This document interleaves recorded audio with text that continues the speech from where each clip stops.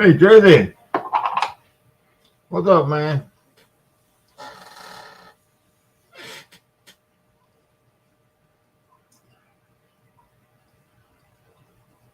Yeah, man. JTC. Hey, Chucky. How y'all doing tonight? Anybody getting any rain? Man, I wish we would get one. We need one bad. Terrible bad.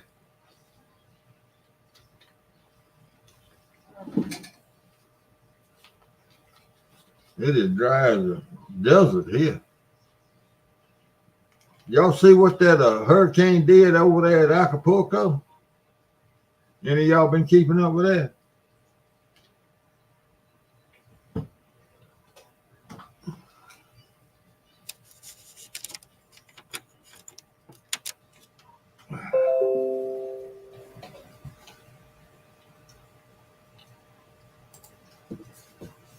Yeah, it's dry. Uh-oh.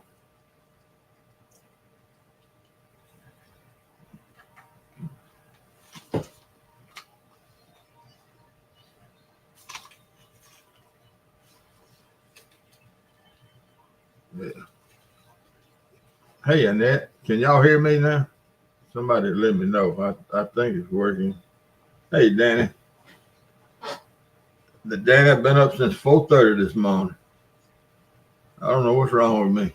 Am I talking? Can y'all hear me?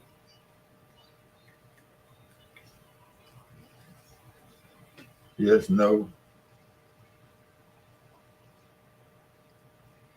Okay. Yeah, I thought I better put this on because I get to talking too loud. Yeah, that hurricane that was in the Pacific that was headed to Acapulco. Y'all hadn't watched that? Yeah. Hey, John Orla. Hadn't seen you in a while, bud. Yeah, that thing was a Category 1 hurricane, and in what was it, 9 hours, John? That thing went up to a Category 5 and hit Acapulco. Was it 9 hours or 12 hours? What was it? I can't remember. It was just a matter of hours. It was a Category 1 and went up to Category 5 with 200-mile-an-hour gusts. I had never heard of that before. I always thought you know, they might move a little bit up and down the scale, but I never seen one go from a 1 to a 5 and just appeared at no time. You laying low to a spring.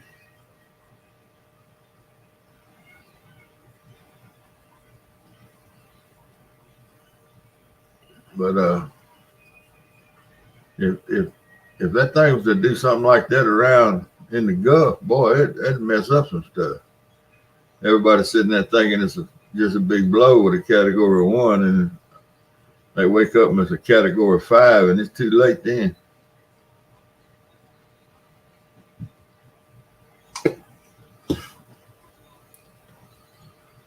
Yeah, there's not much going on. I just didn't see anybody else talking. There's the. Oh, you got a big surprise in the spring? You want to come up here and tell us about it? There's the link if anybody wants it.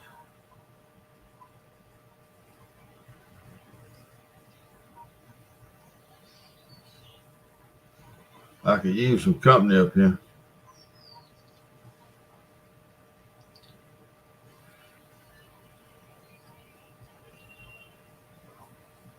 And everything pretty slow around the night, looks like. I didn't even see anybody fishing. And y'all let me mess up last Wednesday night when I came on. I didn't know. I didn't realize Ed went on at midnight. For some reason, I had him in my mind that he came on. Okay, John. I had in my mind he did all that after Jody's on Friday night, and I had seen his thumbnail, but I didn't. I just, hey Stan, I didn't realize that he came on 12 o'clock on Wednesdays or Thursdays, whatever you want to call it. And I went over a while, and I didn't realize it. I wouldn't have done that. I won't do it again.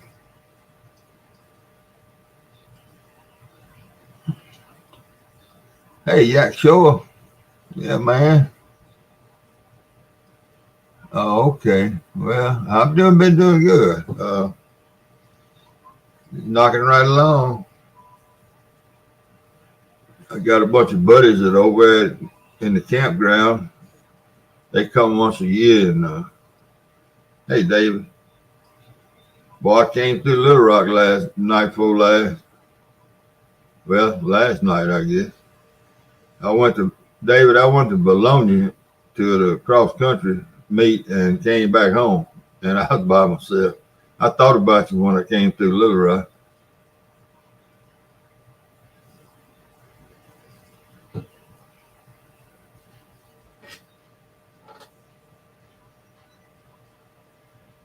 But they over there at Warfield, I don't know. It's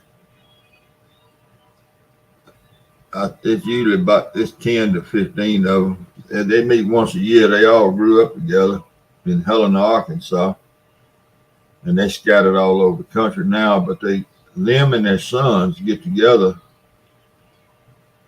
once a year over here and fish. Some of them catfish, some of them bass fish, some of them crappie fish. And they do all kinds of fishing. But heck, the sons are in their 50s, I guess. So it's some older guys. It's guys my age, and then their sons. Yeah, well, I had free room and board in Bologna, but I wasn't gonna sleep. I don't never sleep away from my house, and so my grandson got through running at I don't know, 5, a few minutes after 5.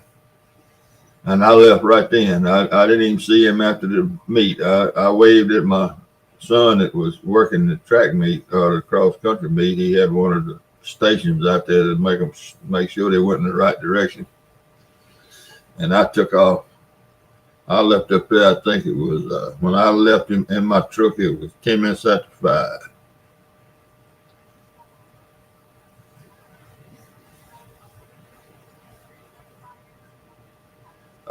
They were. Are you friends? Are we friends on Facebook, David? I don't know if we are or not. They doing some research on the lake now. They did electroshocking out there today on the lake. They got up all kinds of fish, big bass and crappie and brim. There's some pictures on my Facebook page that my daughter-in-law is a PhD over there at UCA too, and she had a class out there electroshocking. And I don't know what they're doing. I don't know why they did it, but they did it, and they probably gonna do some studies and stuff on the lake as it goes down. But they don't really. They don't have anything to do with them drawing it down, or they don't have anything to do with that. They just out there doing their research. Okay. Yeah, I know it. They're gonna ruin that lake. If you, if a young fella or young couple wanted to buy them a lake home, this would be the time to do it. Because they wouldn't have nothing but a mud hole in their backyard until 5 6 years. But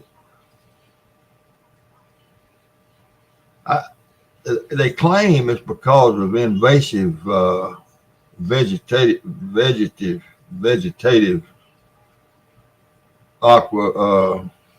aquatics, weeds, and silt. The lake is silted in. Well,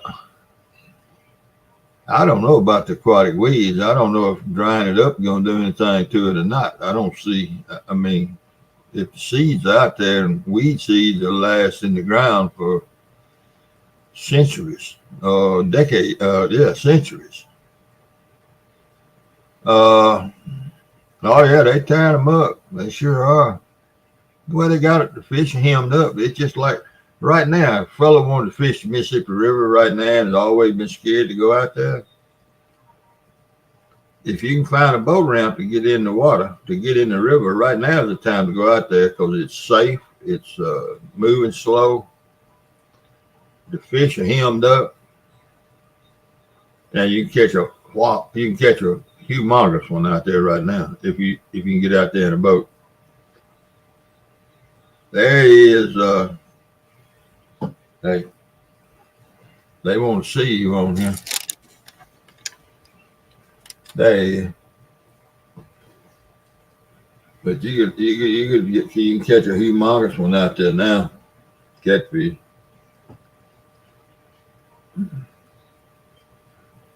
But I don't see where they're gonna gain anything. I know enough about farming to know that them weed seeds that are out there from those invasive weeds or whatever they got, aquatics, them seeds ain't going nowhere. They'll lay there dormant for centuries.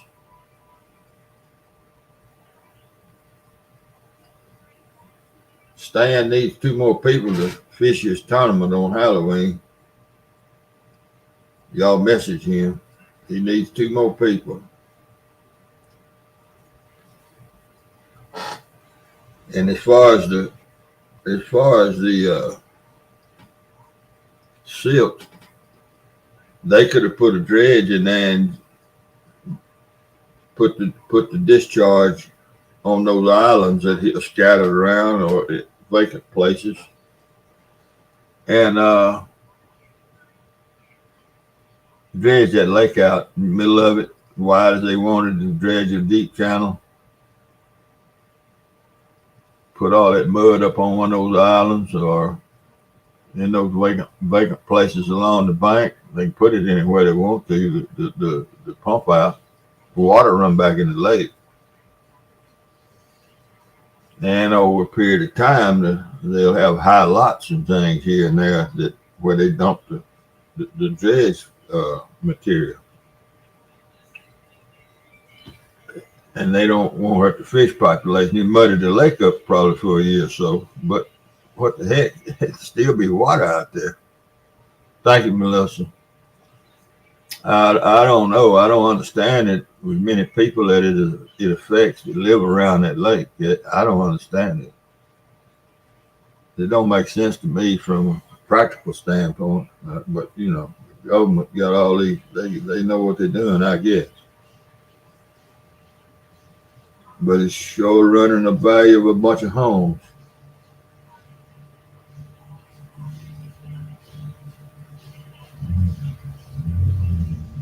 Yeah, well, they ain't got to dry the lake up to do that.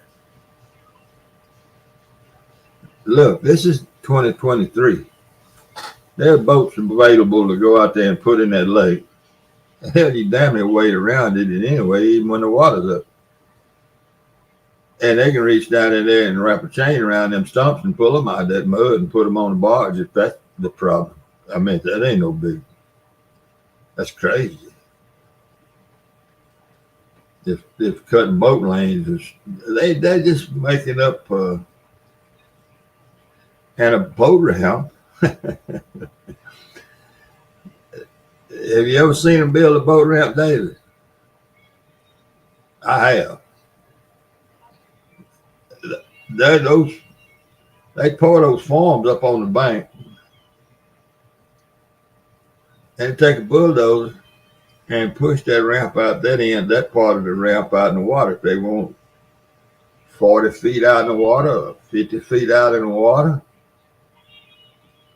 Yeah, I know it. And they pour it on the bank, and then they take a bulldozer with a wide blade and a bar on it that fits across the end of the whole concrete slab, however wide the ramp is going to be. And they just gradually push it out in the lake and leave a little of it sticking out. And then they form up and pour the concrete on up the bank for the rest of it. That's the way they do it. And, I mean, what the hell? Well, the lake ain't got to be dry for that. That's just those are things that they telling folks that just don't understand, don't know about it. Now, and I'm telling you, those invasive aquatics that are out there, they ain't gonna get rid of them by just drying the water up without going out there and pausing them. And if they're gonna pause them, they can pause them with the water out there. There's compounds that will kill that stuff if they want to put it in the water. Well, what's the difference in putting it in the water and putting it on the ground? Now, somebody tell me that. I mean, I ain't got a dog in the fight. It don't make me no difference if they don't ever put water back in it. But I just think about all of the land values. I'm just thinking if I had a house on that lake and I'm 76 years old, my wife is 76 years old, and before that lake comes up, there's a chance that we ain't here no more.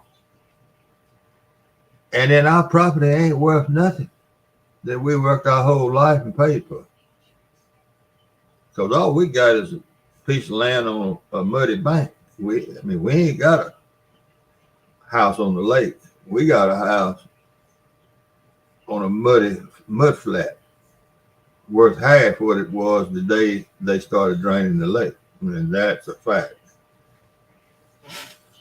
And I would be some P.O. if I lived on that lake, and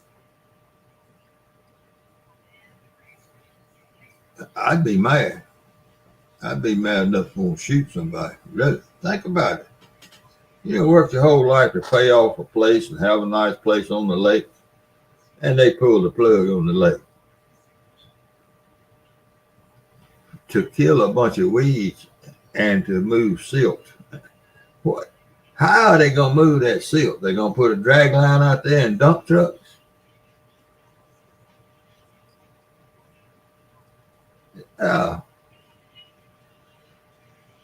David, how long you think it's going to take them to fill that lake up again? Listen, how are they going to get the silt out of the lake? How are they going to get the silt out? That's the first thing I'd like to know. These catfish ponds here in Mississippi that they raise, farm raised catfish, thousands of acres underwater. They have to take those ponds out of production for almost 2 years. Because every so many years they have to drain the ponds and let it dry, and then they take a big old D7 or D8, and they get in the bottom of that pond and they push it in all directions and stir it up and push it, stir it up to try to dry it out. And then they take it and push back up on the banks. Yeah, Cole and Jay, that's exactly right. That's a year and a half or more, depending on the rain, for a 10-acre pond. Now, how long is it going to take a lake like Conway that's been saturated for I don't know how many years that thing been there? I just want to know how they going to do the silts. I want to see them put a D8 out there in that mud and watch it disappear. That's what I want to see.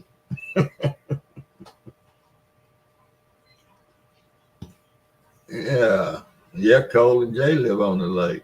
I got a buddy over there, Kraft Shaw, that lives right down the street from him. I met him. He's a friend of my son's. He coached with him, football and baseball and basketball. Coached everything with him. And they done dried his lake up. And that boy works hard for a living. He's a carpenter. And now all that hard work, he just sitting there looking around like, what has happened? What happened to me?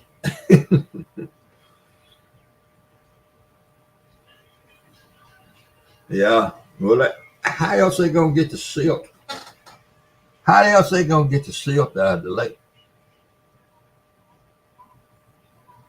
They gotta push it and then pick it up with a drag line or a track hoe. I mean, just think about it. How they gonna get the silt out of the lake? How they gonna get that mud out of the lake? How they gonna get something out there to that mud to get it out of the lake? I mean, it's crazy. Well, it's crazy to say it's going to be a 5-year deal. They can halfway do it and do it in 5 years, probably. But I mean, you're talking about a forever and ever deal. Yeah, I know you had it. Yeah, I know you had your hip. Yeah, that's good, Jersey. Going fishing tomorrow. That's great.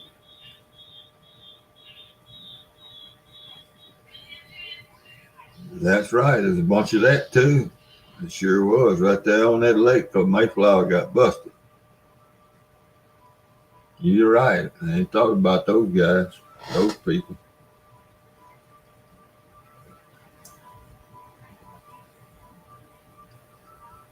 Yeah, thankful, Jersey. Be thankful, man.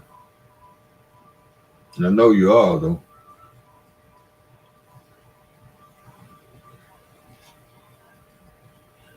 I just think that. I think somebody been sold a bill of goods just to keep. I don't know. Hey, Jody, you cooking at McDonald's tonight? No, I'm full of the ticks. Tonight is the night my wife goes out honky tonking, and she always brings me some scraps. All the women give her the leftovers, and she brings them home to me, and I get to eat scraps. So I had half a blooming onion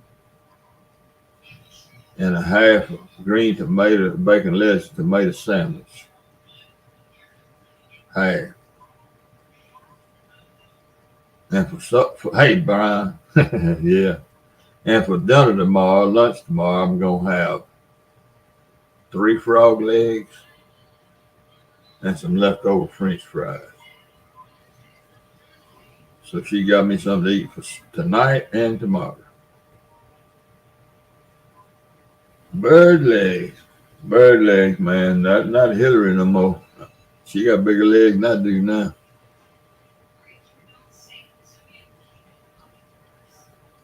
Brian B.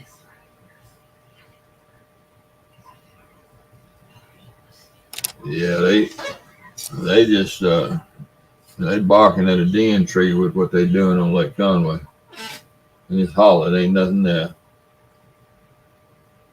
Hey, cheddar pepper. Golly, that's kind of hard to see. Cheddar pepper prepper. Okay.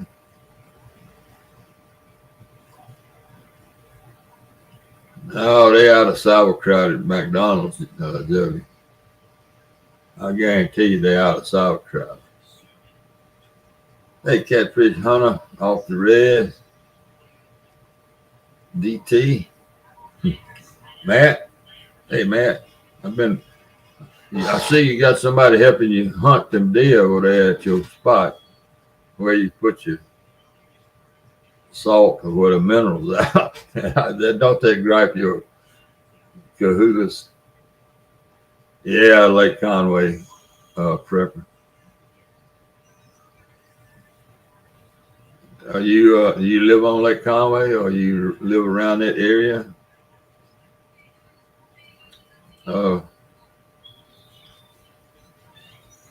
Prepper.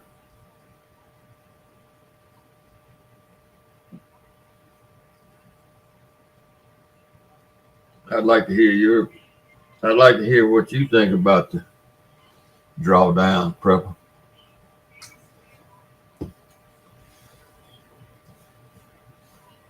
It's an interesting discussion. Hey, Chris Everett. 20 miles south of there. Yeah, I know where Sherwood is. Did you know one of the cops there?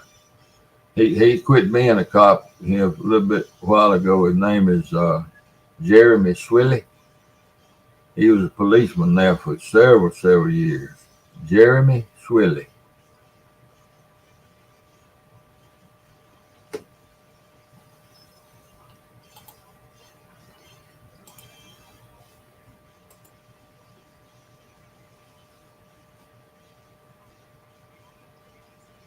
There's a link if anybody wants. You don't know him. I don't know. He dropped out of law enforcement. He's doing something in the private sector now. But he lives there in Sherwood.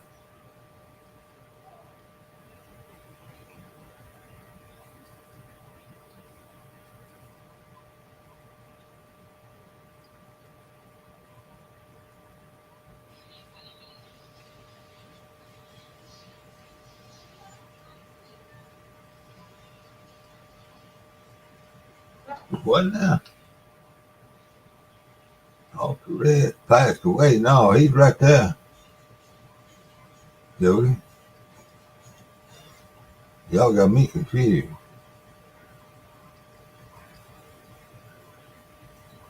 Where's Troy? Anybody seen him around?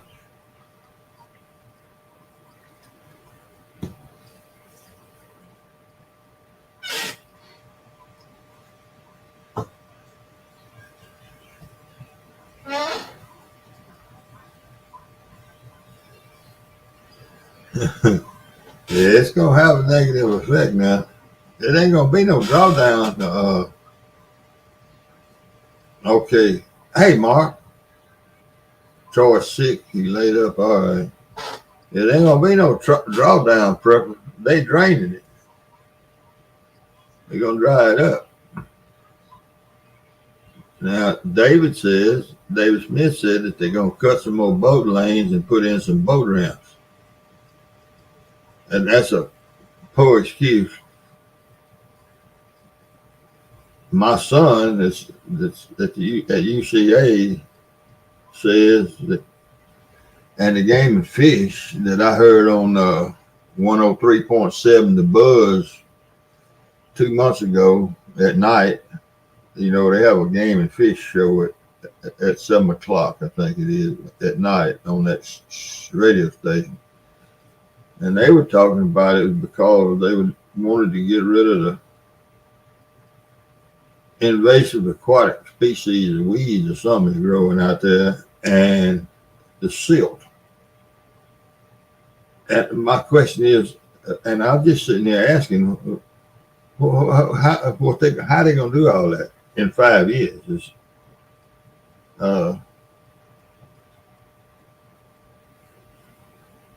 Yeah, well, you know that going in, so that means you don't need no 250 horsepower boat, and you take it easy. Hey, Pepper. And they said that, and then David said they're going to cut more boat lanes and put in boat ramps. Well, they put boat ramps in with the water up in the houses. That's a stupid thing to say, that they're drawing the lake down to build more boat ramps, because they don't have to have no damn drawdown to put in a boat ramp and run it way out in the water. I watched them do it on the Mississippi River. And as far as the boat lanes, there's no telling how many hundreds of boats that would contract to go out there and pull them stumps, cut them stumps off at the water with a claw. Just reach down there and squeeze them off, just like they do in the woods when they harvesting timber, and cut those boat lanes as wide and as long as they want them. It's simple, real simple. And you're not disturbing people's livelihoods from people's investments in the houses that they got on the lake. The fishing is not disturbed. Everything's fine as far as boat ramps and boat lanes go. And I've already said 3 or 4 times, y'all probably sick of hearing it, the weeds that they're going to try to get rid of, it's already enough seeds out there in the ground, in that water under that lake, to last for centuries and centuries and centuries without putting chemicals out there to kill the seeds. Well, if they're going to do that, they could do that with water out there. What's the difference? So that's silly. And then they talk about the silt. Well, it's going to be years before they can put a machine out there to get that silt out of that lake. They could take a dredge and put out there and suck it and blow it wherever they want to and make that lake as deep as they want it. Wait a minute, I got a question. Let me go back here. Have you checked out the YouTube site, Mark Twain? Oh, yeah.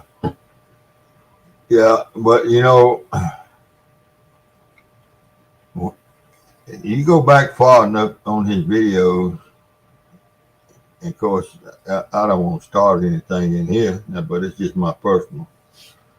And he was bashing one of our presidents and praising the one we got now.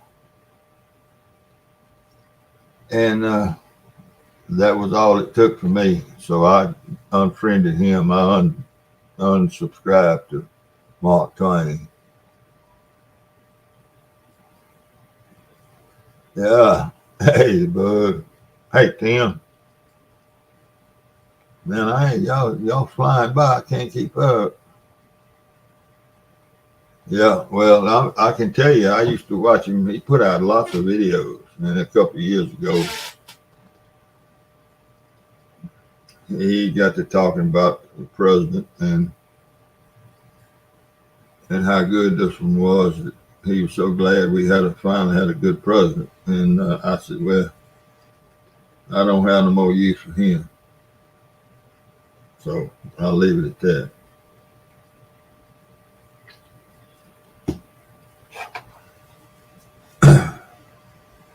But there's another one. What's his name? Captain Joey? Lake Conway. As usual, when the government decides to do something for our benefit, it usually destroys what they're supposed to be making money. Well, you're exactly right.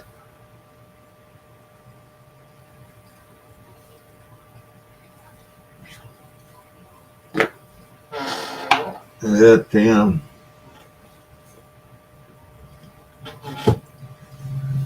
Yeah, I agree with you 100%. I hadn't heard him say anything. I hadn't heard anyone say anything about anything that they're going to do to that lake they couldn't do to it with water in it. That's what I'm getting at. Who is that? Is that Cole and Jay, Matt? What did he have to say about it? What did this fella think about it? Was he all for it or what?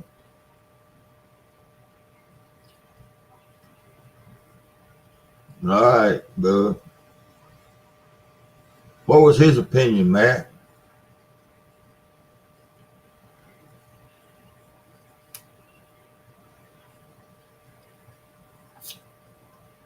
That's too much information too, Bug man. We don't give a damn if you gotta go to the bathroom.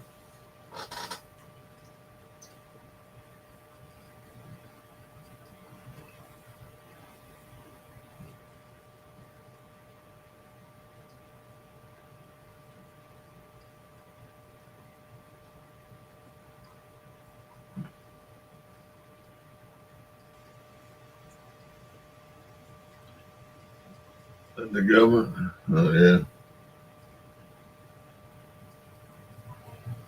I don't know why either Matt typing a long answer or he ain't gonna answer me. There it is.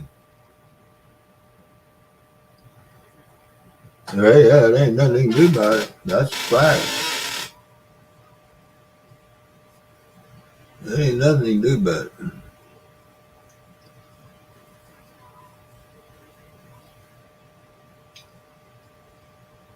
I just wonder where that idea came from. Exactly, Uncle Lou. And look, man, I know of two different people that own dredges for small projects like that. Two contractors. They Lake Chico, for instance. Lake Chico is one of the biggest oxbow lakes in the United States, I believe. It's right across the river from Greenville. It's a big oxbow. And I don't know how long Lake Chico is, but it's wide and it's deep. And they got barges out there. And one of them's and it's a contractor, and he pretty much keeps it out there. Now, he'll load on the truck and carry it to some of these other places if he gets a big enough job. But he puts in piers in front of people's houses, out into the water. He can pile drive them and all, and he can dredge. He got one that's got a little dredge on it. He can dredge the bottom of the lake all around the pier and put that mud up on the bank, and it runs to their what do you call that seawall that they build? The seawall. That's what they call it. And fill all the gaps from erosion over the years behind the seawall. They put that thing in Lake Chico. In Conway with a long enough pipe. He pump that mud any way he wants to pump it. Change the entire course of the river, running. Oh, well, I just don't know. I don't know. I feel sorry for the people that got the property on the lake. People my age, not even old as me, 65. Let's say when they was in the early 60s, man and wife, they said, we'd like to live on the lake when we retire. We're going to work 5 more years. Let's sell our house and buy a piece of property on Lake Chico. On Lake Conway. So they do. When they retire, they got a lakefront property. So they take what they sell the house for, put it down, because you ain't never going to sell a house in a neighborhood for what you're going to pay for one that's got water in the front yard or the backyard, whichever way your house is. So lakefront property, y'all all know that, is out of sight. And so they put that money down on it and start making notes to have it paid off in 5 years when they turn 65. And now they done drained the lake. You done spent basically a working man that just worked for a living, him and his wife. That's their big asset, is their home. That's their big asset. They may have a 401k, they may have a good retirement, but their big asset is that home. They got equity. Slicks outdoors, all right, man. And now they done drained the lake, and all they got is a big mud hole in their backyard. And 5 years ain't gonna get the projects done that they want to get done. If any of them projects are what I hear is right. Now that game and fish guy I heard on the radio and my son say the reason they're draining it is because of invasive aquatics and invasive aquatics and silt. The lake is silted in. Well, I'm telling you, just like you said, you can pump it out with a dredge and you ain't gonna get rid of them aquatics. Won't stay there without using chemicals. Well, yeah, you know.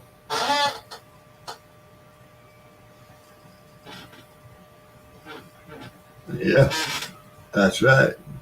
And you invested all that money and you can't get half of it back. That's the sad part of it. Now the young folks that just live there in their 20s and 30s, even 40s, they good to go. They still get up and go to work every day. They ain't got time to fish anyway. And younger people, yeah, here come the gun grabbers. 22 people. People in their 20s and 30s, and I was in my 20s and 30s, and I know what your mind is on making a living and all that. They can't sit in the backyard and do nothing and enjoy it. And that's what lakefront property is for, is to sit in your backyard, look out across that lake and do nothing. Occasionally you might want to go out there in a boat and catch you a fish, but they don't have time to enjoy the beauty and the serenity of sitting there and just listening to the waves wash up on the bank. They realize how lucky they are to have something like that. And but they are the ones that'll be there long enough to see the lake, maybe come back to where you can catch a fish, I guess. I don't know.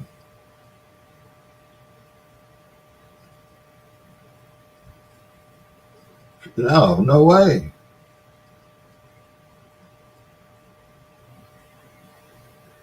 Yeah, I mean, there ain't no way they can do what they want to do in 5 years. It's just, I know it. Oh man, it's pretty stinky out there right now. Hey, Mr. Tully. Oh, you from 30 minutes. You live in Bologna or Conway or Searcy or BB?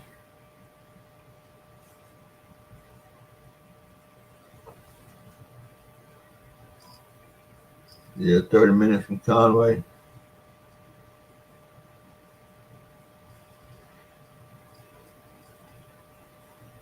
At the river. Butter.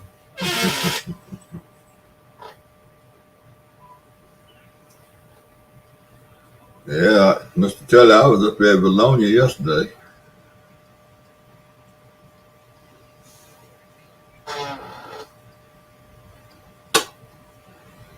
That's about 30 minutes from Conway. Lake Conway.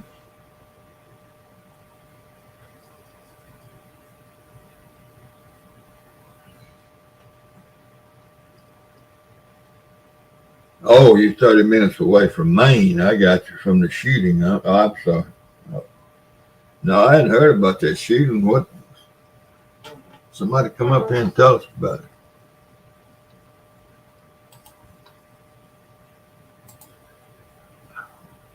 I'm still wondering what them folks in Acapulco were thinking about right now. When they went to bed last night, a Category 1, and they woke up as a Category 5 on their doorstep. in a matter of hours. Mm.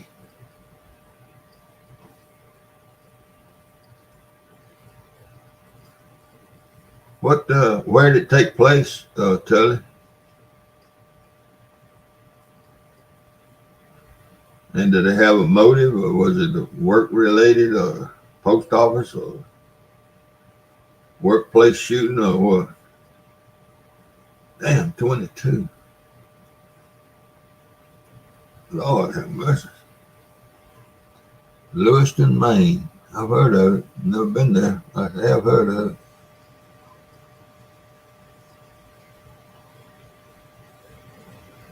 That's terrible.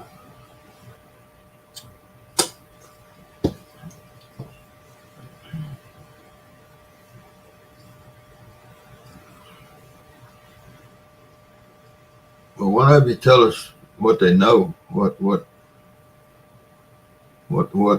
it took place and all? It wasn't a school, I don't guess. Bowling alley and a bar and a Walmart distribution center. They just went in a bunch of different places shooting.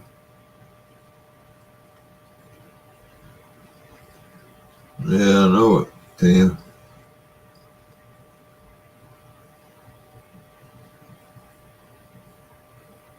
That's terrible. Mm. You're still on the run.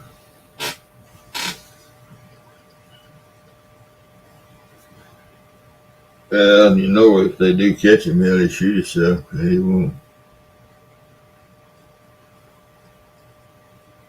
Yeah, he had a bunch of bullets. Mm. That's pitiful.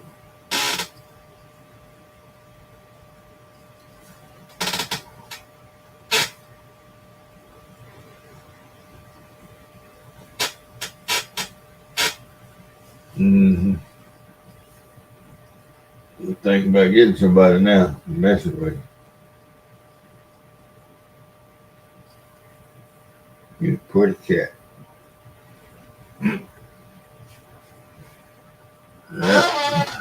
That don't look like anybody gonna come up here and help me talk. I sure wish they would. I keep putting the link out there.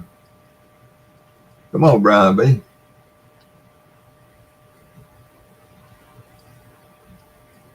Somebody. Bug, anybody. Melissa.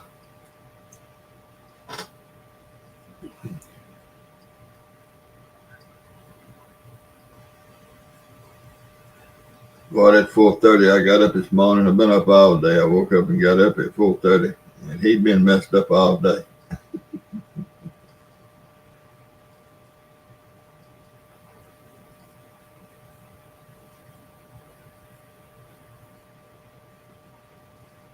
Yeah. Hey, man, it ain't been no thunder around here in so long. I got you, Matt.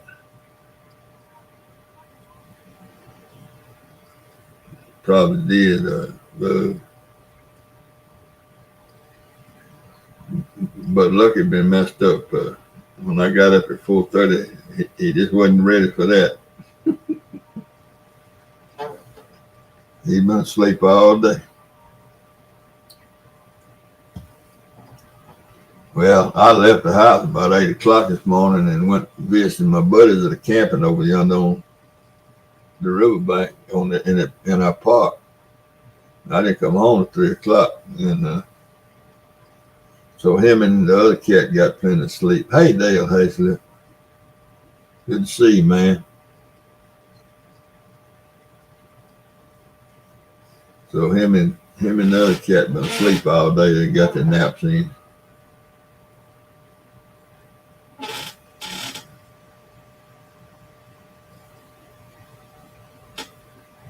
Okay.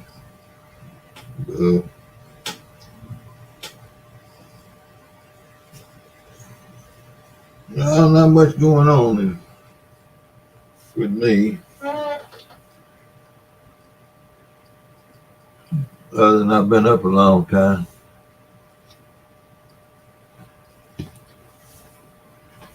Yeah, when I came by a new Camaro, no, was I supposed to get a new Camaro?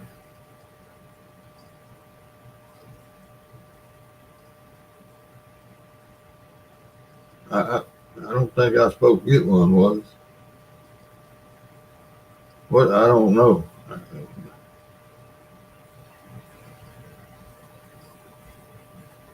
Yeah, I'm about to get talked out, Melissa. I've been talking all day.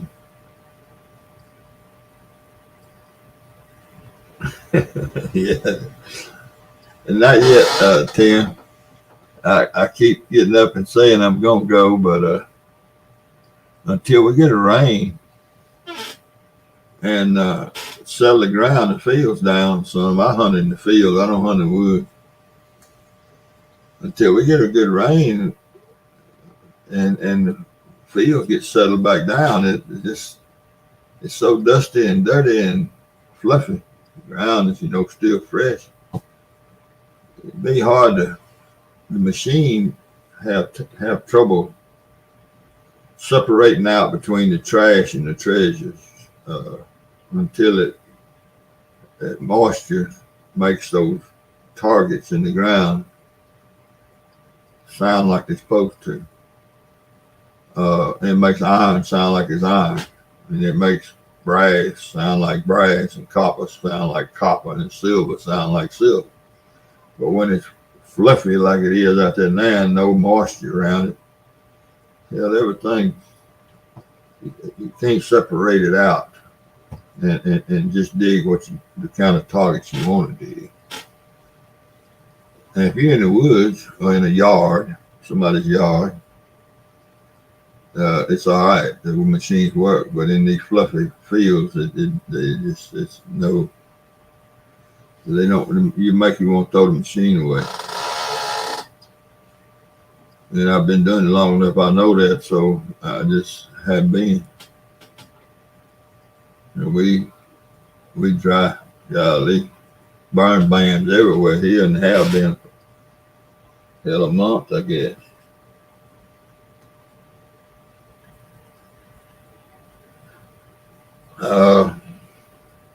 But we might get a rain next week, early next week, maybe. I don't know. But we dry as a bone.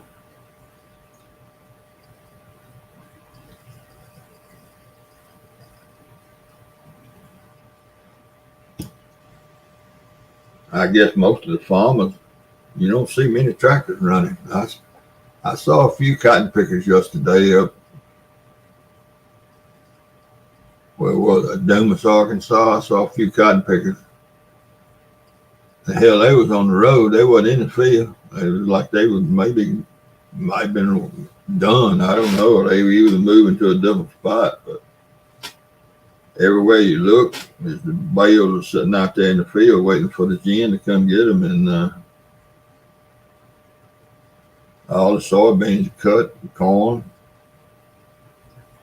The fields are ready for next year. Okay, bud. Good night.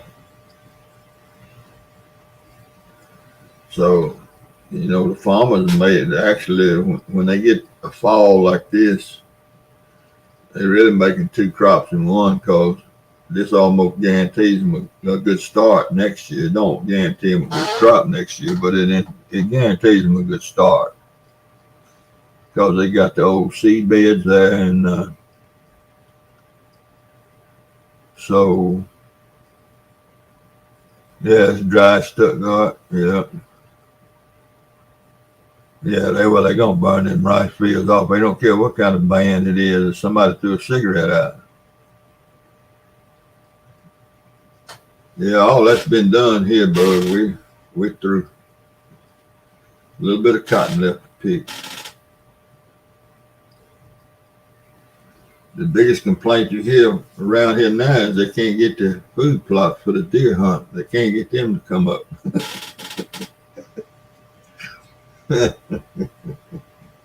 As I ever know, they ain't worried about the crop. They worried about the seed, their food plots. As far as the ducks go down here, all these folks pump all them holes up when they turn the irrigation wells on, and they'll have duck hunting water in no time. So there ain't no ducks in anyway. There ain't gonna be none. Plenty of geese, so they already here. I heard, well, I saw them. What was it? Monday evening? My wife and I were outside.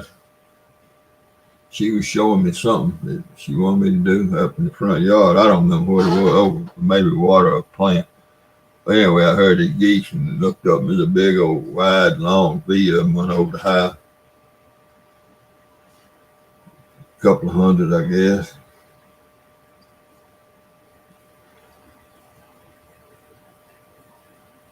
Okay, Bug. See you later.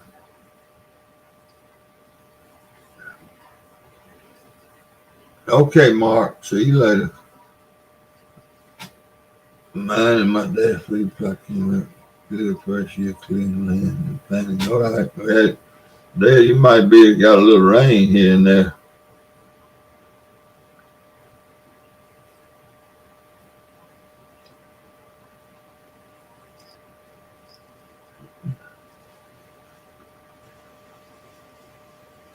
Yeah.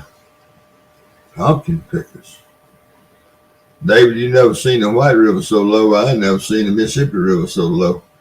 It's record low. It was a record low last year, and it's a foot and a half lower this year. 5.6 out there today here on the Greenwood gauge. Yeah, Ohio, Southern Ohio. See, y'all got a little moisture all back a little while ago. And North Mississippi got a lot of rain. Good about this time y'all got the rains. It hit North Mississippi too, but down here where I am, boy, we've been suffering. But we've been dry all year. I told Kay that, well, I don't know. I guess sometime in April, when those fronts come across out of Texas and southern Arkansas and Louisiana and come in the big wide fronts, and they get southern Arkansas over there about 40, 50 miles from the river, and they start splitting apart and going north and south. I told Kay, I said, well, we in a dry hole this year. We in a bad dry hole. And sure enough, it's been like that all summer. Hey, Big Slam. Yeah, I can imagine. No, they running full speed. Prepper. Now they've got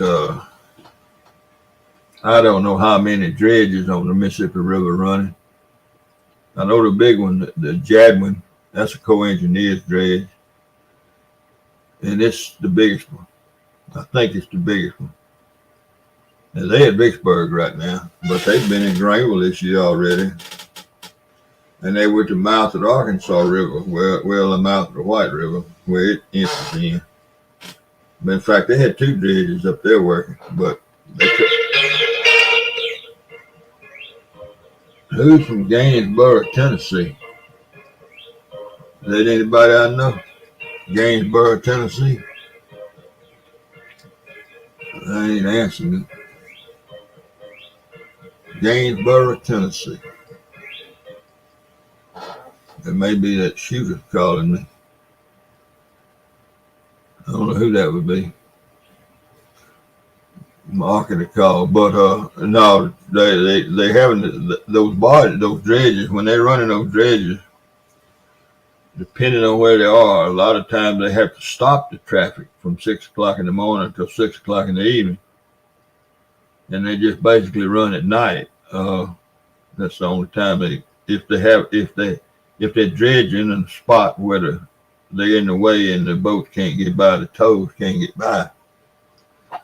But otherwise, no, the boats are running. When I went across the bridge yesterday going to that cross country meet, I saw 5 northbound off the bridge when I went across it. Now, when I came back last night, I didn't see but one, and it was a northbound too. It was going upriver. But they still running. They're not carrying as big a loads and as heavy a load.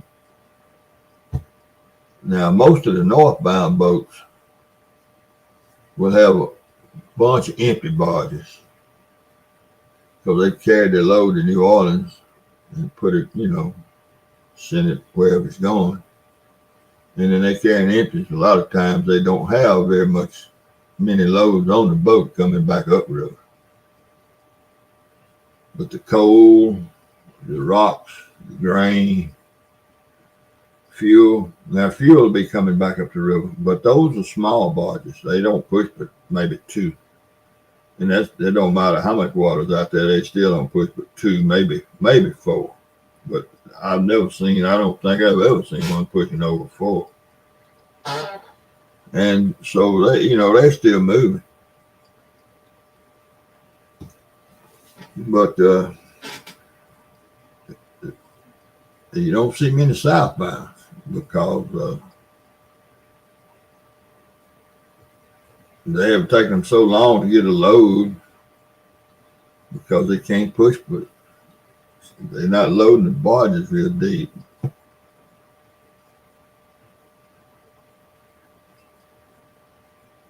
Yeah, well, it's minus at Vicksburg. The gauge in Vicksburg's out of the water. They have to go out there. They have to go out there and measure it from the bottom of the stick down. Yeah, it's low. But it's still water out there.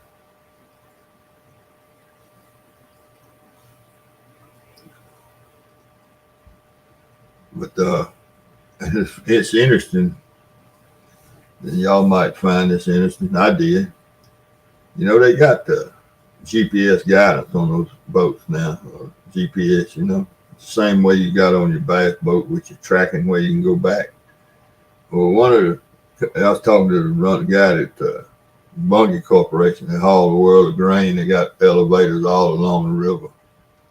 And he's in charge of all the river traffic. That's his job. And he lives in Green with his friend in Nashville, Tennessee, calling me now. I don't know. But he was telling me that he had a barge on the ground. As we were eating lunch, he was at the table next to him.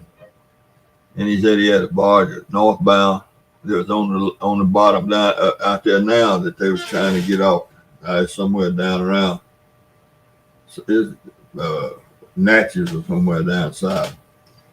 Said that he carried his load down, load of corn or beans or whatever it was, got out with no problem.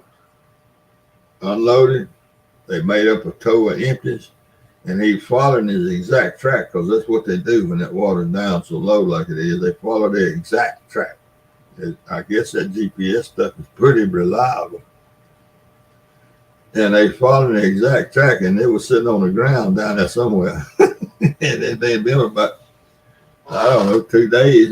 They come by there with loads, and you went right on down and unloaded. And now you're going back up with empties. And the river put sand, but wash that sand up on that spot, and he's sitting out there stuck in the middle of the river. And Mark, that's the boy's name is Mark. He said, and I don't know. And I don't know we don't know how they come get him out because he was coming as hard as he could come. And I don't know, I think he got about 8 up on the sandbar. 8 barges. Yeah. So yeah, it's not as very pleasant, but they still move. You don't see those big giant 48 barge loads like that, like you used to, like you do when the water's up. You don't see the big load. The big ones would be 20 bar, 25 barges, maybe 35 if they're all empty. Hey, Wolf, Great Wolf. Good to see you, man.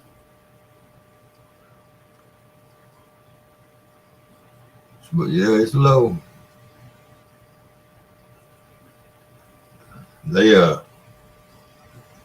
Them boys that's over at camping that come over here fishing was telling me they got one guy that likes to catfish, and he going over to Lake Chico. Him and it's two of them. They go to Lake Chico and they bump in Lake Chico and catching 25 or 35 channel cats. Nice, pound and a half, 2 pound channel cats, and they bring them back to camp, and they having a fish fry. They have fish fry. But Monday, let's see, Tuesday evening, he went out on the sandbar there, right there at the campground. Went out and walked way out there and carried his bait. Didn't even ask him what he was baiting with, and had a 14-foot deep sea rod with 80-pound line on it, and snapped his pole off on something. He hung a big fish and broke that deep sea, that 14-foot pole. One of them high dollar rigs that he uses down in the saltwater when he goes to the Gulf. But he hung a monster and it broke his pole. And he was sick, man.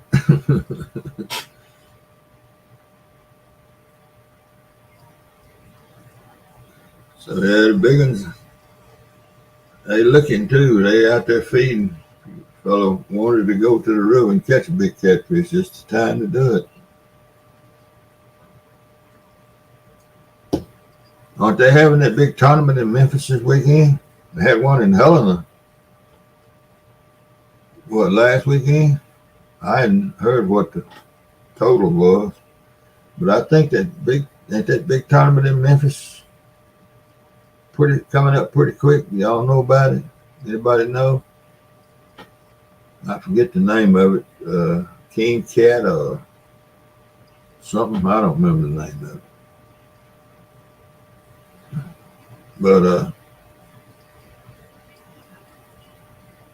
But it's coming up. There'll be some monsters caught. There'll be a bunch of 100-pound fish caught in that thing. There'll be several 100-pound fish. It always is, but it's going to be more than that this year.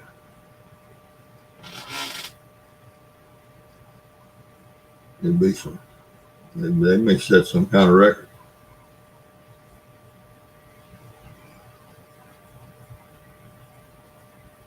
Well, boys doing that bumping like they do now.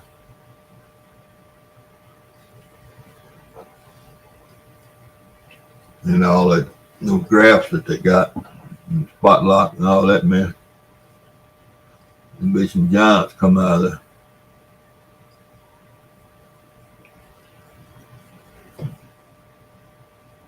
Yeah, it's low. Anybody that can that lives close enough, it'd be worth your while to take a ride over and just look at it. Because it's low from one end to the other.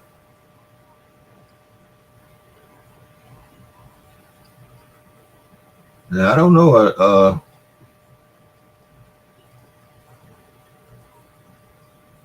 No, me neither.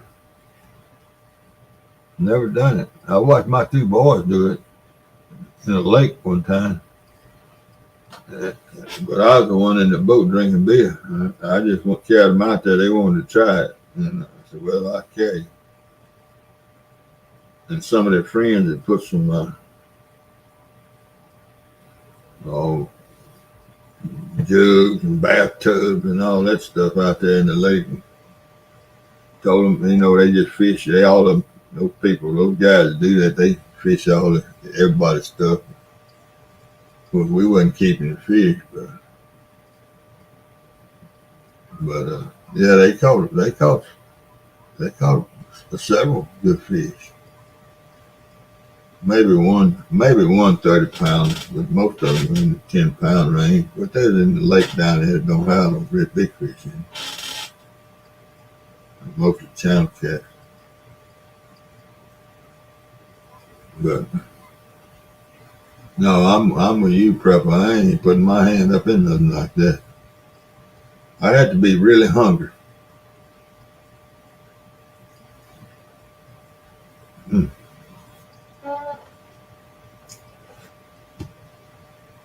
Y'all, I know a bunch of y'all heard me talk about the Den of Sin down under that honky tonk I used to go to.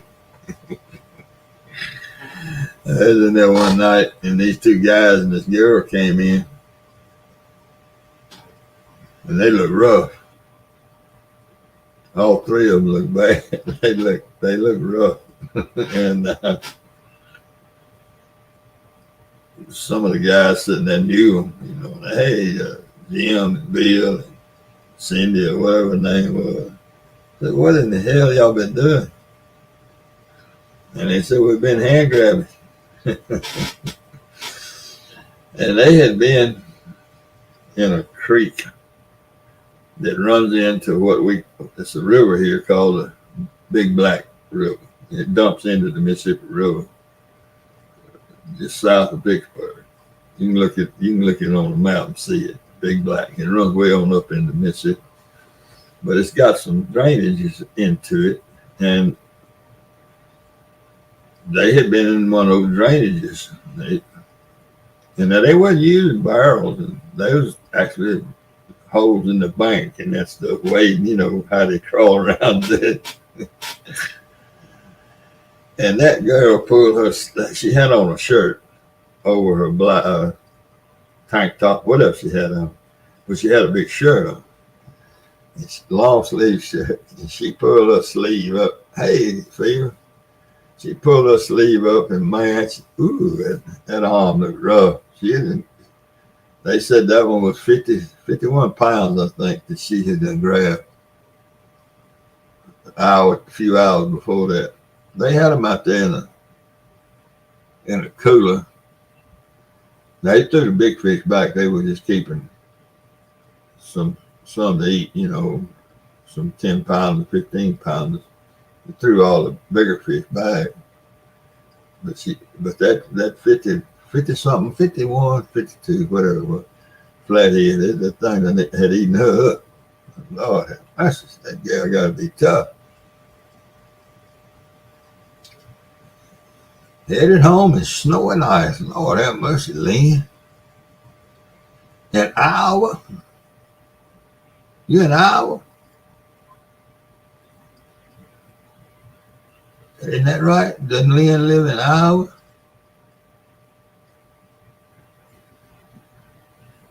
That's right.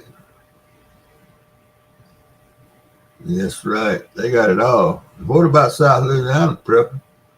What about down there in the Chapala, where them people live down there and do all that?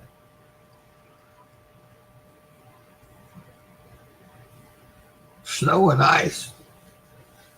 Well, I wonder if I'm going to get any of that rain. I wonder who this is in Tennessee keeps calling me. That's about got to be somebody I know. And I ain't got any voicemail though.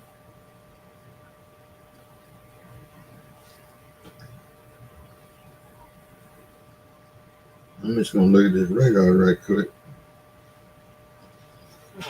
See what's up.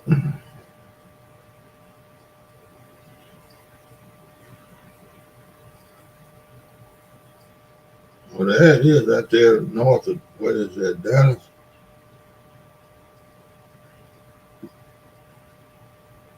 It looks like it might be raining in Dallas or fixing to. The front reaches way on up. But I don't see no ice and snow on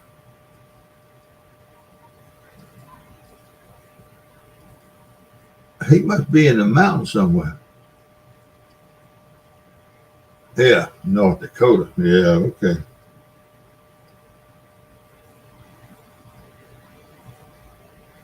Oh, yeah, I see it up here now. I still don't see no blue. Let me go back that way and look.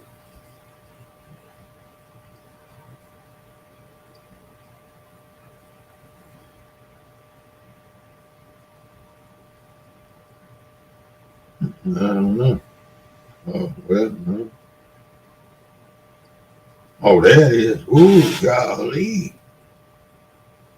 What are you close to, Lynn?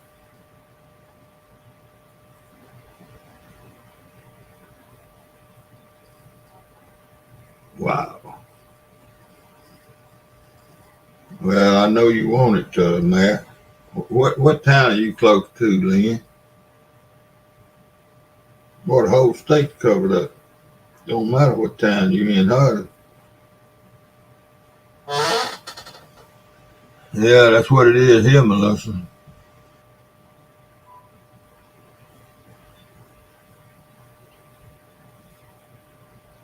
Man, it's a big fronts all over the country. But man, North Dakota is covered up in snow. The northern half, at least. Hey, Emily.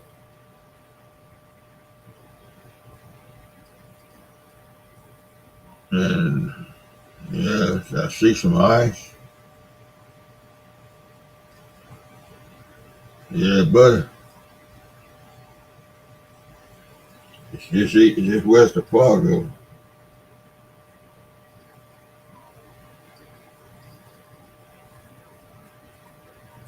Yeah, that Arctic blast they're talking about. Hey, Dinko's thing. Best name on the internet.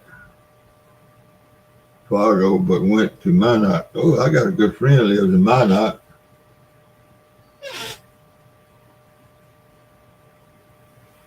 I guess he's still alive. I ain't talked to him in years and years and years. But he lives in Minot.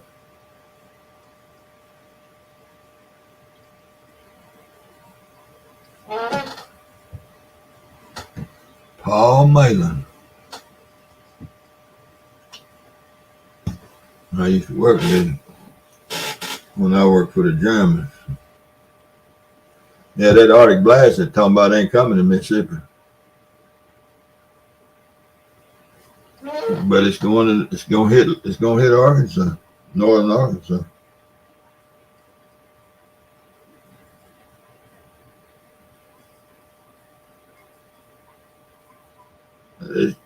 I know our Arctic blast is gonna be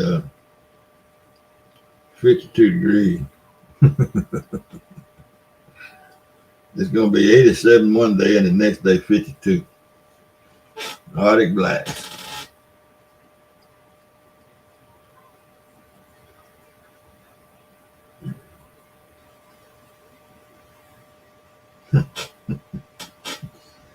52. Arctic weather. But it's gonna be miserable when it goes from 87 to 52. But that Monday night though it's supposed to be 39. That's pretty chilly. 35, 36. Pretty chilly. I might mow my yard tomorrow. My backyard. I mowed my front yard Monday. Just to make sure the blades still tight on my lawnmower because the damn sure didn't need mowing. I guess I'll mow the backyard tomorrow. Pick up what grass. I catch my grass clippings and pile them up back in. I got a little wire fence built in one of the flower beds. And I dump it in there and throw some fertilizer on it and put the water sprinkler on it for about 20 minutes. This stuff down there catches on fire and gets so hot.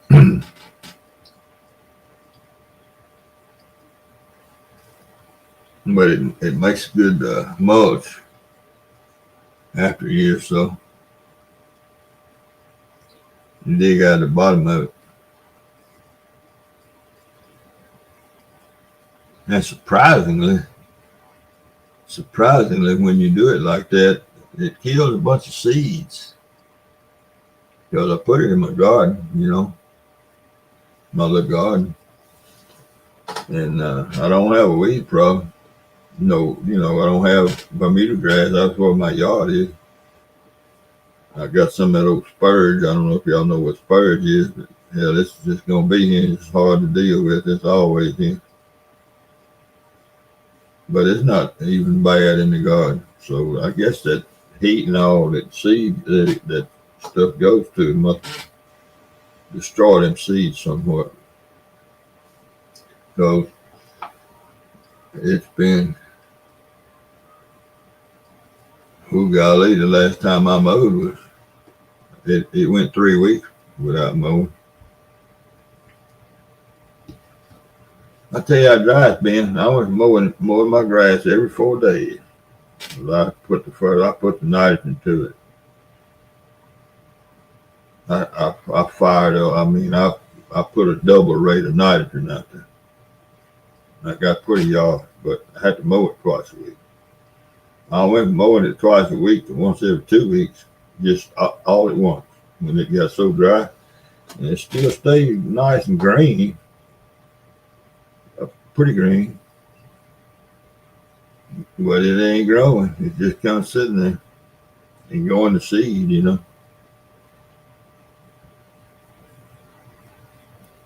And I watered it one time,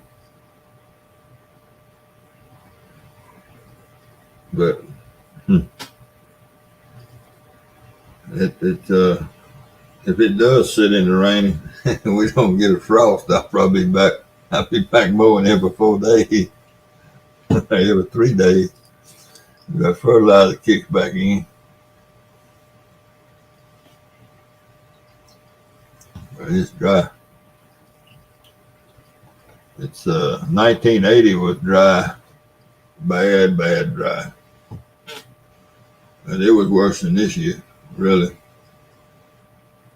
There was a world of soybeans in 1980 around here. It was a world of soybeans. They just disc them up. They went out there with a combine and cut samples for the insurance, and there just wasn't no beans out there. Just little old stalks with no beans on them.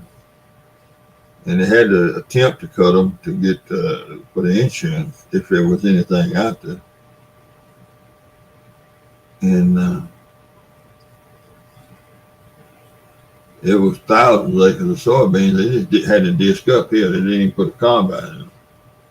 They put a bunch of boys out of farming because they must have already overspent and didn't have anything backed up, and they were renting all that land, didn't have irrigation and all that.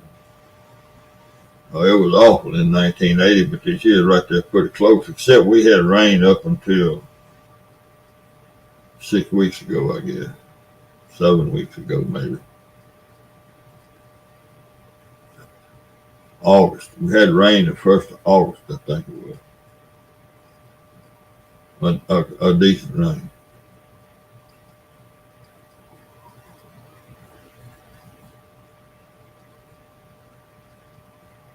So, I don't know. There's some pockets around the country that's bone dry. And there's some places that had plenty of water this year.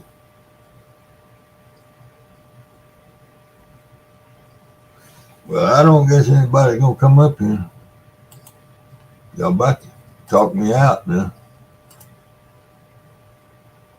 About to run out of something to say.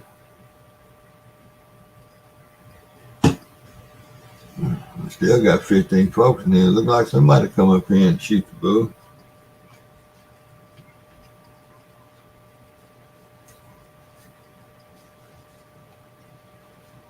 It looks like. Ain't nobody fishing, are there? Anybody else live? Y'all know what? I hope I ain't planning on stepping on nobody. Is Jared's not fishing, is he? Out there in West Texas?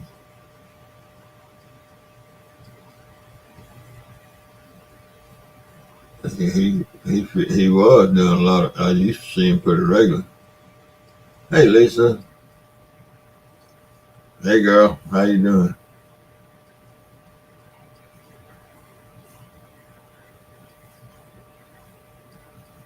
Yeah, it'll be on at midnight. I'm gonna be sure. What's that? It's 10. That's 11:30 now. His time. He'll be on in 34 minutes. Is that right? Well, I can hang around for 34 more minutes, I guess.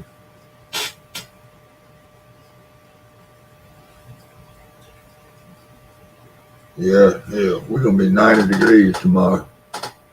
Yeah, 88 today, 90 tomorrow, 88 Friday, 89 Saturday, 87 Sunday, 52 Monday. Yeah, good to see you, Lisa. I still come around. I just don't say much. I don't get in the chat room too much.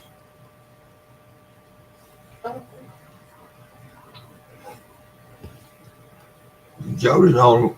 Well, I know it's a bunch of them in Tennessee, but that wouldn't be Jody's. I would have. Her name would have showed up on here. I thought. Kind of bugged me to get two calls from Tennessee. It ain't that far away. But there ain't no voicemail.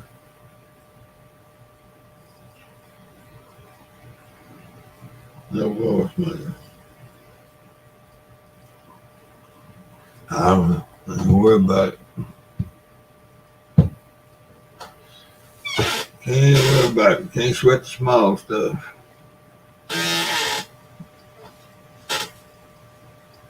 Yeah.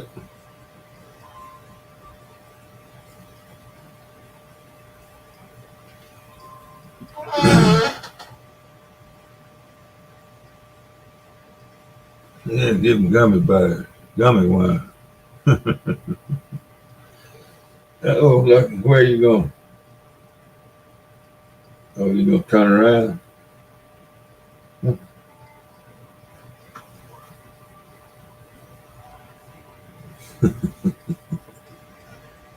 Hey, man.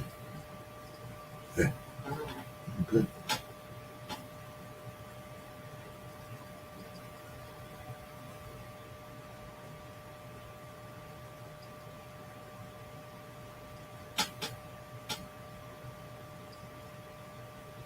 Man, he won't hit me so bad. No, he don't want no hug. Not on that bed. He wants me to put my hand close enough where he can slap it.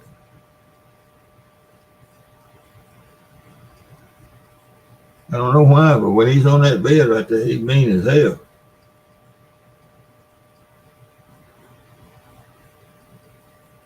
But now when we go back there and get in the bed, he'll be right there and get under the covers. No effort to scratch or bite or nothing. He wants me to get him. He gets his petting and then he gets down and leave and go somewhere and then come back and wake me up. That's right, by paw. I need to. Hey, does the vets?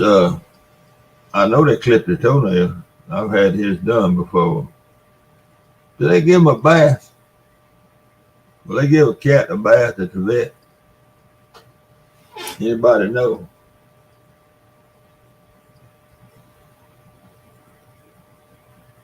I don't know whether they bathe them or not. I wouldn't mind if they do. I wouldn't mind catting them and getting them both of them and give them a good bath. If somebody else do it, I ain't gonna do it. They can. They offer that. They offer that as a service, Lisa, or a grooming, like to do a dog. Like a groomer will do a dog. Put the little ribbon in the ears and on the ear and all that. You get lucky a bow tie. They okay, good. I might get that done. First time I'm trying to remember what was wrong with him.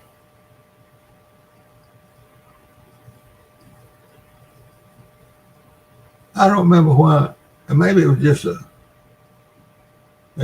a checkup. when he was a kitten, he got around his shots, and then about a week or two later, I had to come back and get another shot or something, follow up. I don't know what about.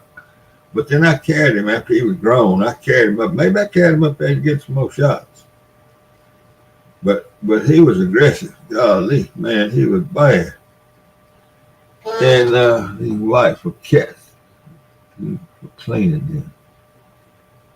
He might let me do that. But I put him in his little cat hauler. He wasn't as big as he is now, but he was 2 years old. He was full grown. And tearing me up, man. He's clawing me every day somewhere. And it's time for to go to the vet. And I really don't know if he wasn't sick. I guess it was just for some shot. And I carried the cat up there in that hauler. And in a minute, the girl come out through the door and said, where's Lucky? And I said, right here. She said, okay, bring him on back.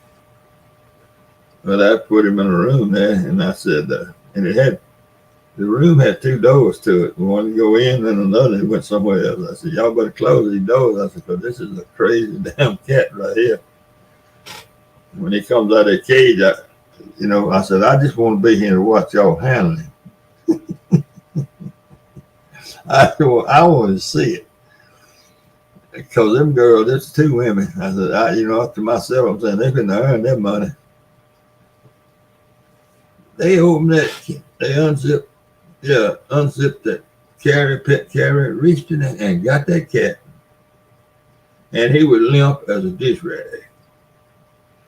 Set that carrier down, the other one set the carrier down. They set him up on that table.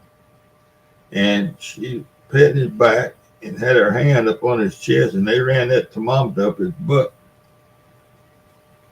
That cat ain't so much as he just stood there, just like he was in shock, like he was doped up or something. They gave him shots. The doctor came in and gave him shots. They felt all over him. They did all kind of stuff to him. That cat ain't offered to do nothing. And when I put him back, I cussed that cat all the way home. Sorry. And I guess it was during the holidays or something, because Kay was at home when I got home, and I was telling her about it. She said, I figured you was going to come back with a hell of a tale to tell when they went messing with Lucky.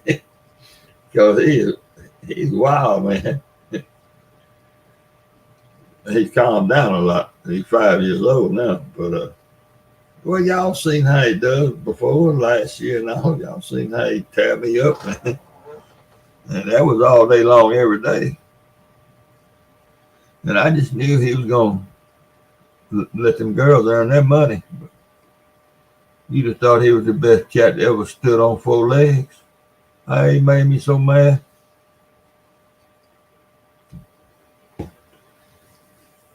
Sorry thing. Want to be a bit, yeah, okay, good.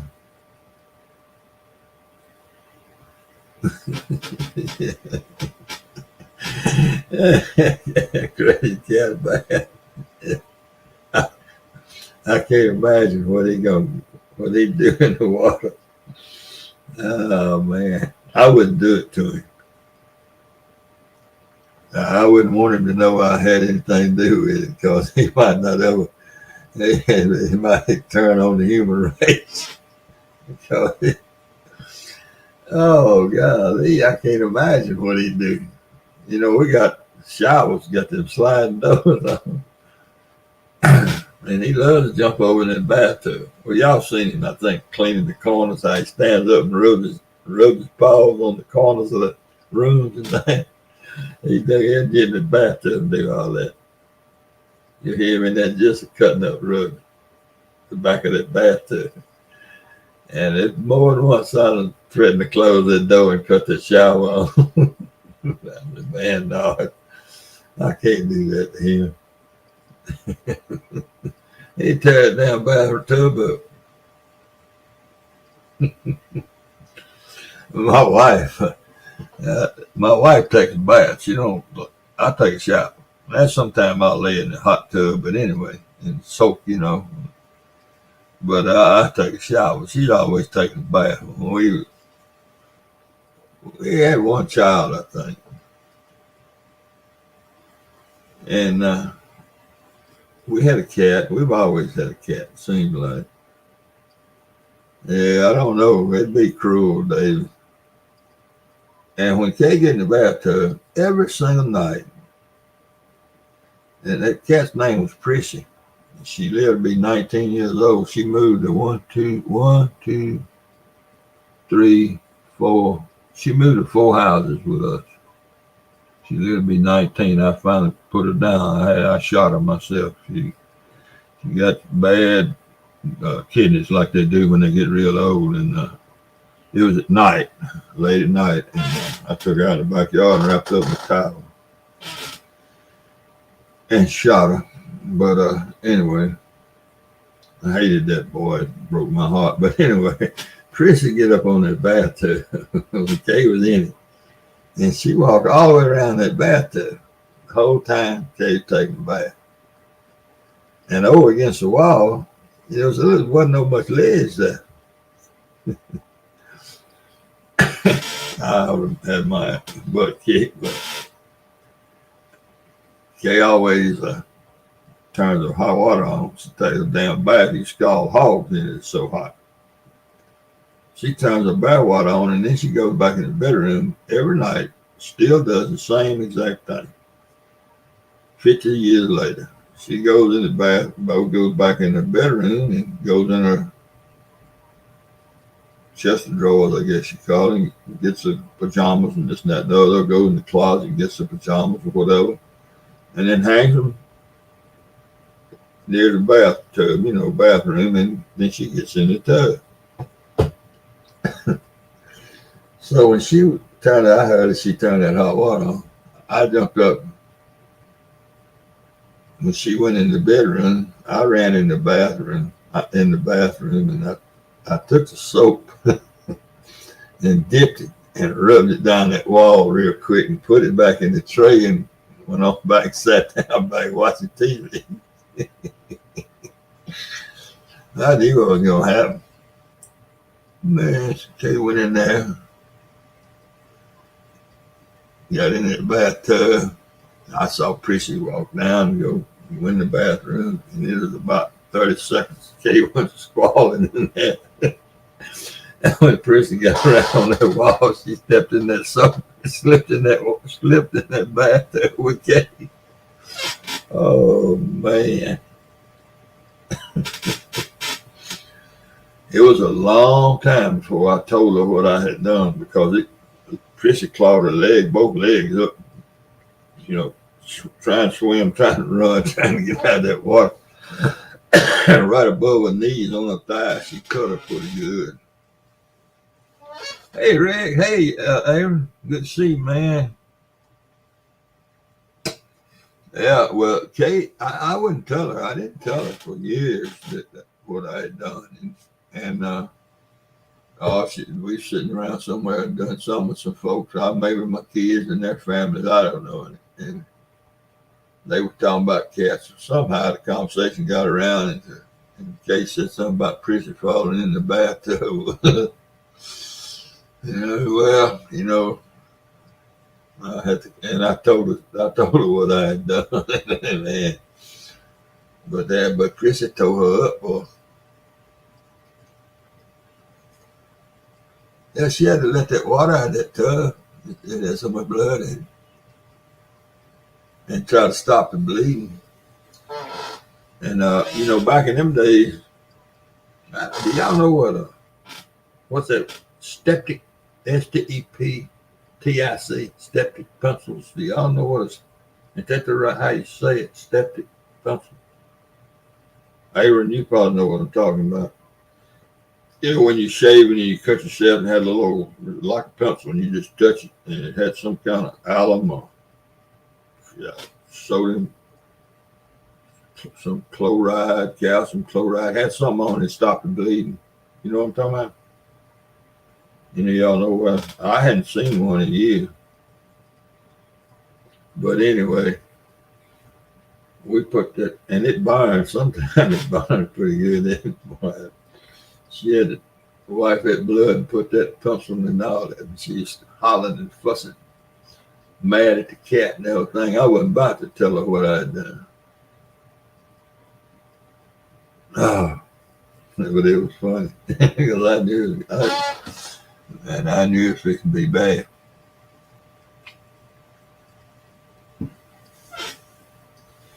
But we had a TV antenna.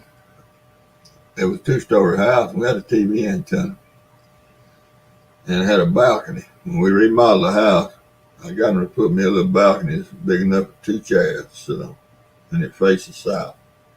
And it had a big row of pine trees beside it. So from about 3:30 on, the little balcony was shady. And I had a TV antenna going up beside it, one of them tripods, small 6-inch tripod, triangle shaped thing. And we were sitting there one night, and Prissy was one of them go and come cats. She stay outside, but she always can't sleep in the bed at night with Kay. I heard something scratching on the door of that balcony. That's where the TV was, the little den upstairs. I got up that door and Prissy came in. And I said, Kay, you let the cat out on the balcony? She said, no. What's that? What's that, Aaron? But that cat would climb that antenna up inside that. She'd climb up inside that antenna and get on that balcony and scratch on that door to come in. I took a picture of her doing it.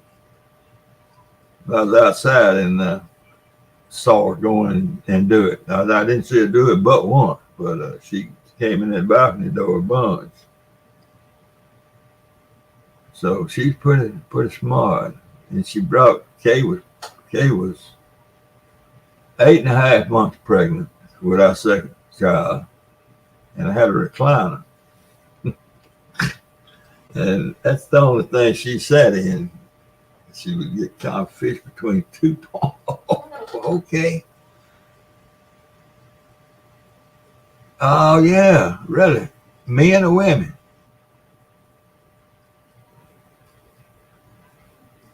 Had to be men, I guess.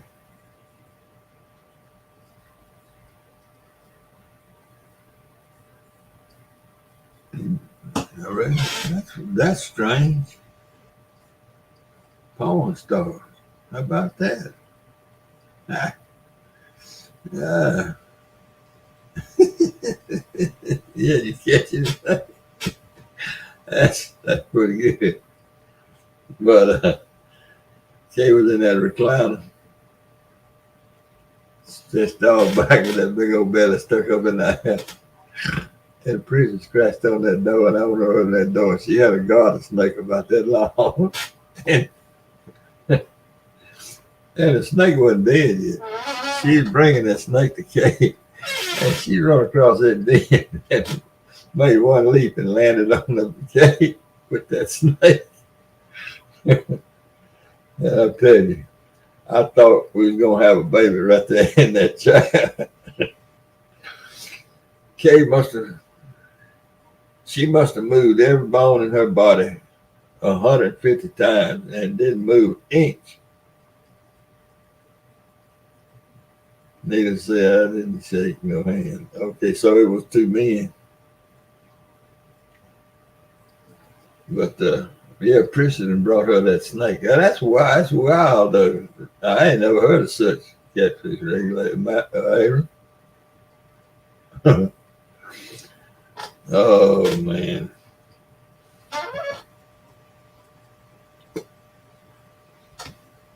But oh man, and a woman. How about that? Huh. You didn't get any names, did you? I might know them.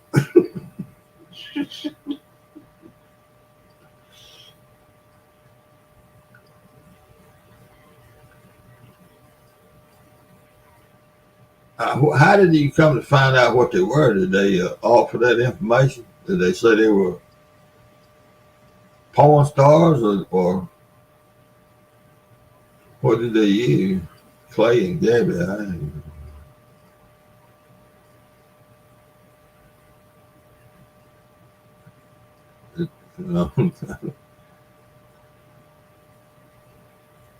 How did it get around to them saying that? What words? I mean, I'd like to know how they.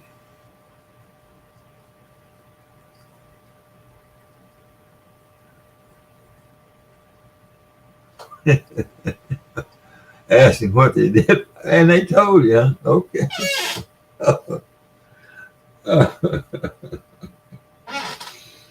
Yeah, I never. That's one thing I don't guess I've ever met a porn star.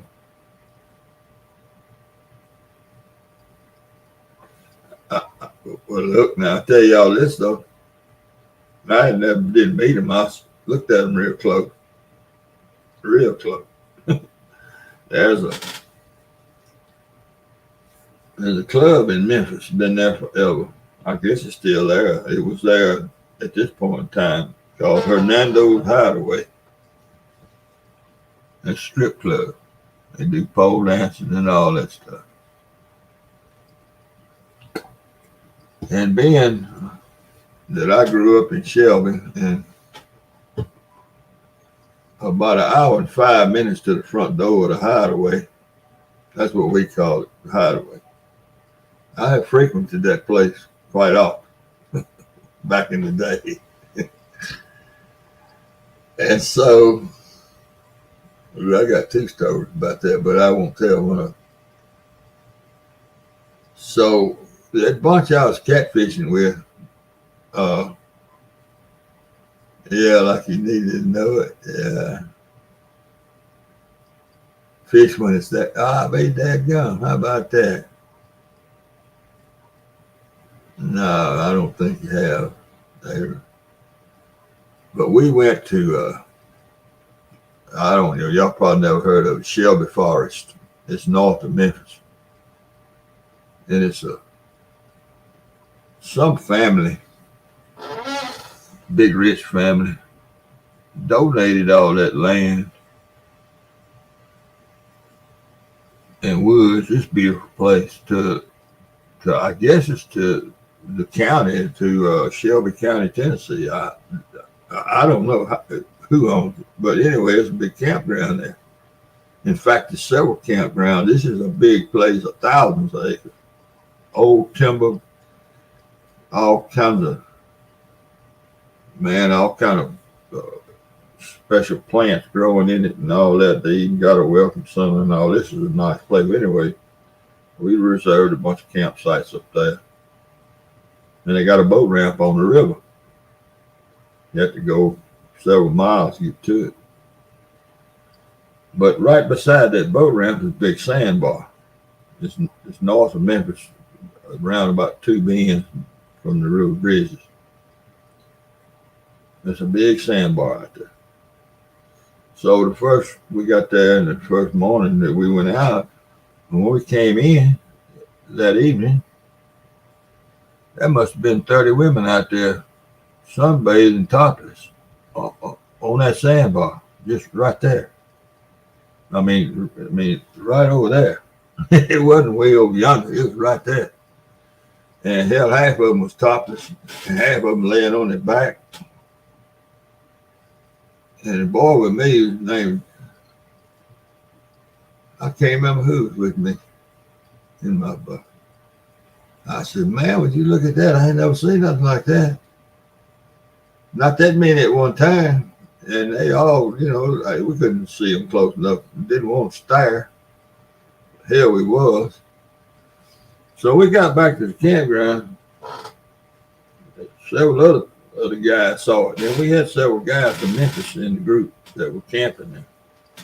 And they told us what it was. They didn't think nothing about it. It was all those girls that work at the Hideaway. That's where they go and sunbathe. Right beside that boat ramp on that sandbar. Need their names to go look them up. do the adult TikTok. I'll be done. Clay and Gabby. I don't do TikTok either. They got porn on TikTok? I guess it must. That's why. But anyway, it was all them girls that work out there at the hideaway. They all go out there on that sandbar. I guess they probably still do. But when we came in, and that's something else. The boat ramp got a pretty good sized parking lot. And it must have been 30 damn men up there with binoculars sitting up there in the truck. They were watching them girls out there on that sandbar. They all sitting up there like this. I said, man, what the hell is peeping Tom? Laying out there naked, they'll walk out there and talk to them. They don't give a damn. But yeah, I saw that. Needless to say, I came back in at the same time the next day too, but they wasn't there the next day. They just said that one. I guess it was a Friday afternoon. But they show out there, and it was a passel of them, whole covey of them.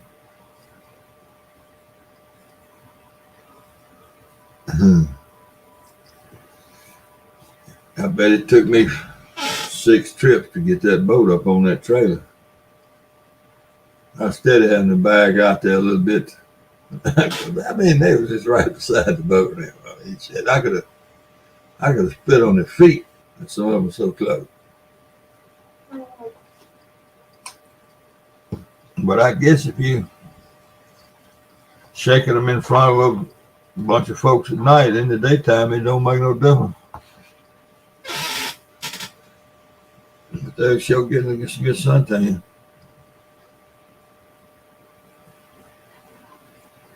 But I'll tell you, that's pretty interesting about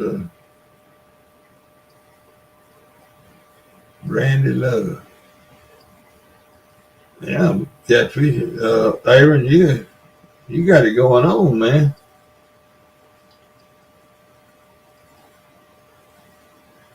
Yeah, you got it. You rocking and rolling. Must be a hotbed of porn stars up there where you live.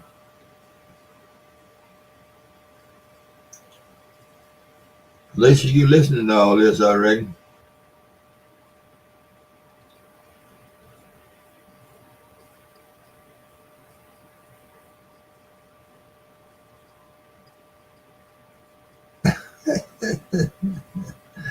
Yeah, look at that pretty tattoo she got. Oh, that ain't a tattoo.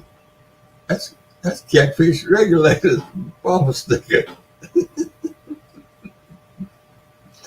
That would be rough. But it'd be somebody who might recognize that sticker.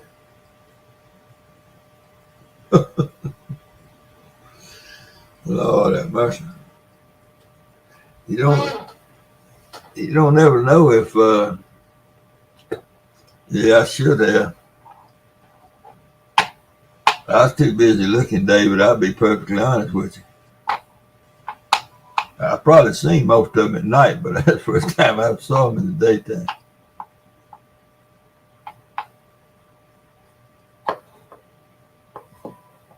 You can bet some interesting things can happen to you at fishing, I'll tell you. And I've had several things happen to me that people just wouldn't believe. Just wouldn't believe it. But it's all fact. I probably told y'all about Caroline Kennedy. I'm sure I've told y'all that before. I got whipped over all that. That boy told me that I was as close to that bar as that barge, whatever thing they was on, whatever you call it, as I was gonna get. And he advised me to go back somewhere else, sir. He's about that wide at the hips, about that wide at the shoulders. I forgot. I realized that he wasn't. He was what do you call them folks? Secret Service. My brain overcame that Budweiser, and I went to the truck. But, he meant business, but it's Caroline Kennedy. And then one time I came out of the boat ramp over in Arkansas on the other side of the river, and it's ABC News, not local news. This was ABC. Steve Usanami, or whatever his name is, that reporter they had. I guess he still works for them. And it was I forget that girl's name, but she had ABC weekly news came on Sunday night. Anyway, they stuck a microphone in my face over there, and I told them, I said, "Man, you don't want to interview me." It was a political question that was happening at the time here in the state in Mississippi. And out of all the boat truck sitting there, he had seen my truck with that Mississippi tag and was sitting there waiting on whoever that was. He wasn't talking to the Arkansas folks. And we just happened to pull and get out. And while he was there, they had the big lights and everything. I thought, no, I don't want no part of it. I know how all this liberal TV and all works. But anyway, he finally convinced me to answer a few questions. Think of the sub you could have got after. Yeah. But yeah. I got more phone calls that night. This was on a Saturday. And the clip was on Sunday night. I got it. I got a copy of it. I taped it. We got it at the house. And he made me look like a typical Southern white racist, just like I told him he probably was gonna do. But yeah, man, I had folks calling me from all over the country, people I ain't talked to in years and years and years. Old friends from school and all that saw it. And they all give me the high fives now. They was all tickled to death with what I said. But he did make me look bad, but that's all right. He didn't make it down to me.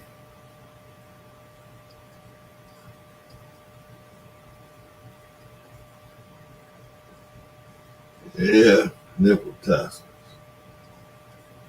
If you want to see some of that, all you got to do is go to Sloppy Joe's, Key West, Florida, Crowd Cam, and click on Duval Street.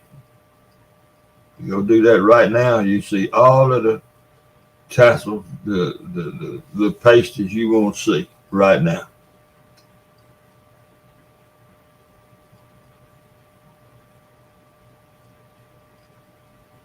He's got cotton mouth. Yeah.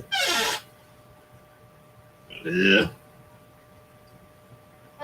They have some kind of festival down there. And they are all of them about half naked out there walking. They got the streets closed down. Well, I don't know. They may open them up late at night, but it looks like New Orleans. It looks like Bourbon Street. And just as many weirdos strutting around there. But Sloppy Joe's, Cam, Crowd Cam, Duval Street. You have to click 3 different things. You see all you want to see, right up close and personal. They even waving at the camera.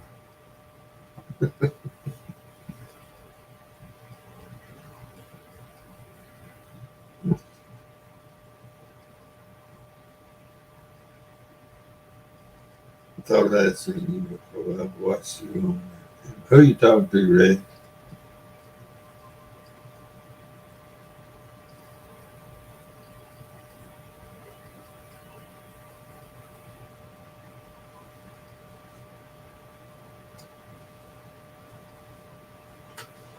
But level one. Oh yeah, it's time. I got to go. Mardi Gras 3 times. I went once. That was enough for me. I've seen you on their cameras. I don't know whose camera you're talking about.